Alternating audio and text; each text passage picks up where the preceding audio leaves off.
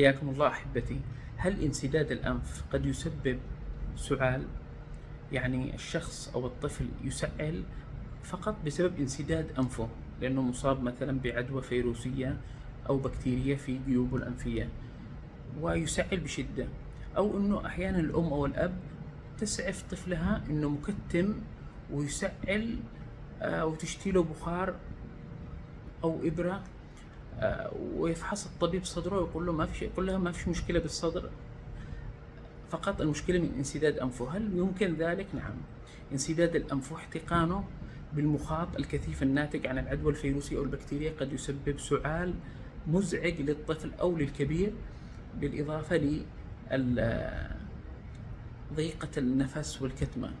أخوكم الدكتور أشرف سعيد.